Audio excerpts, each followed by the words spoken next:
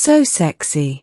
The words slipped out before my brain could stop them. Soft, unguarded, meant only for myself. The moment they did, the universe decided to punish me. Explain. The voice behind me was calm. Too calm. And far too close. I froze mid-step, one hand still resting on the railing of the observation deck, my reflection staring back at me in the curved glass. Slowly, very slowly, I turned my head. She was standing right behind me. The alien woman I had been talking about.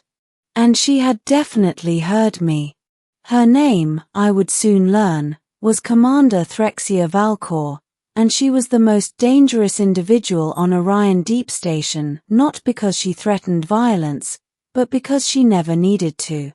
Threxia belonged to the Karate, a warrior diplomat species known for emotional restraint so severe it bordered on unsettling. They were tall, powerfully built, their skin a smooth obsidian hue threaded with faint crimson bioluminescence that reacted subtly to mood and intent. Their eyes glowed like embers held under glass. And yes, she was striking. Which was why, standing alone by the viewport moments earlier, watching her confer with Station Command in full ceremonial armor, I had muttered something incredibly stupid under my breath. I hadn't known she'd left the command platform. I hadn't known she'd walked up silently behind me. And I definitely hadn't known the karate auditory range was excellent. So, she said again, folding her arms behind her back. You described me as so sexy. In karate context, that could mean many things. Clarify. My soul attempted to exit my body. Commander, I began, then stopped. Honesty had saved humans before. Sometimes disastrously. But lying to a karate was universally recognized as a bad survival strategy. It was an unfiltered human expression, I said carefully. Not intended for you to hear. And not meant as disrespect. She tilted her head slightly, studying me like a puzzle that had unexpectedly begun talking. Was it a threat? She asked. No. An insult? No. A mating challenge? I choked. Absolutely not. Her bioluminescent markings flickered faster now. Then, she said, it was an observation. Yes. Silence stretched between us. Several nearby crew members had stopped pretending not to listen. Threxia nodded once. Curious. That was not the reaction I expected. My name is Lucas Hale, Human Systems Analyst, third-class civilian contractor, and apparently walking diplomatic incident. Humanity had been part of the Galactic Assembly for less than 2 decades, and Orion Deep Station was one of the few places where humans and karate worked side by side. The karate respected strength, discipline, and directness. They did not understand humans' habit of thinking out loud. Walk with me, Threxia said suddenly, turning toward the corridor.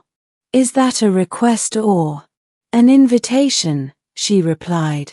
You may refuse. I followed her. We walked through the inner ring of the station, past reinforced bulkheads and gravity-stabilized corridors designed to accommodate beings much heavier than humans. Threxia's stride was long but unhurried, as if she expected me to keep up. Why did you speak that word? She asked without looking at me. Which one? Sexy. I rubbed the back of my neck. It's complicated. She glanced at me. Simplify. I considered my answer carefully.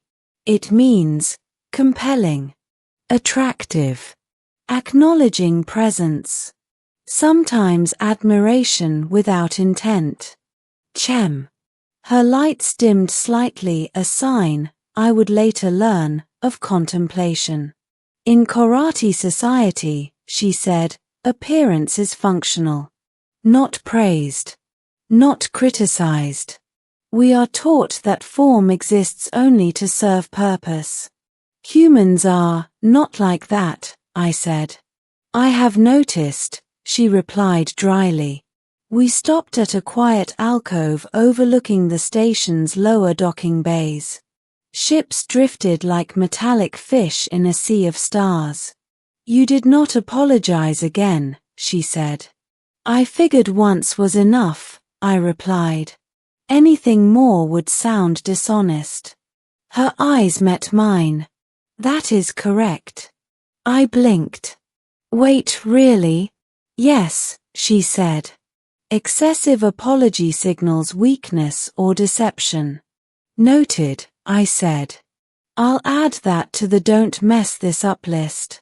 Her lights pulsed once, quick, bright. Almost like amusement. Over the following cycles, we kept running into each other. At first, officially briefings, systems checks, coordination meetings. Then, less so. Shared observation shifts. Tactical simulations where she insisted I observe karate decision-making for accuracy. You react differently, she told me during one simulation. Your kind calculates risk emotionally. Yeah, I said. We call that being alive. She didn't argue. Instead, she watched. And listened. One evening, as we stood again at the viewport where this whole disaster had begun, she spoke quietly. Among my people, she said, to be observed without agenda is rare. I frowned. What do you mean? You did not seek favor. Or fear me. Or elevate me beyond reason, she continued. You simply noticed.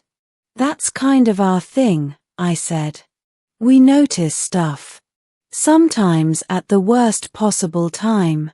She turned toward me fully now.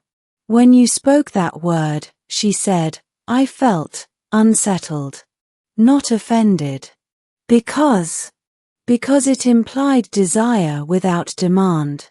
The station hum filled the space between us. In karate culture, she added, that is almost unknown. I swallowed. So, not a bad thing? She studied me for a long moment. No, she said softly. Not bad. The incident became rumor, then story, then legend among the crew. The human who accidentally complimented a karate commander and survived. Some claimed it was bravery. Others said stupidity. Threxia knew the truth. It was honesty. On the day her rotation ended, when her fleet was scheduled to depart Orion Deep Station, I found her in the docking bay, overseeing final preparations. You are leaving, I said. Yes. Oh. She watched me carefully. You sound disappointed. I am, I admitted. Humans do that. Her bioluminescence flared gently, warmly. You once spoke without awareness, she said. Now you are silent with intention. I've learned, I said. Mostly. She stepped closer. Lucas Hale, she said, would you describe me again as you did before? I felt my heart kick against my ribs. Only if you want me to, I said. I do. I took a breath. So sexy, I said, this time clearly, deliberately. Her lights glowed bright crimson.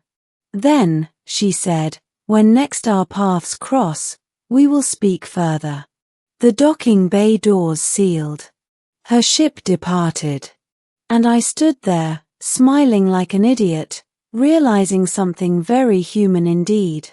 Sometimes HFY isn't about firepower or defiance. Sometimes, it's about surviving your own mouth. and discovering that honesty, even accidental honesty, can change the trajectory of stars.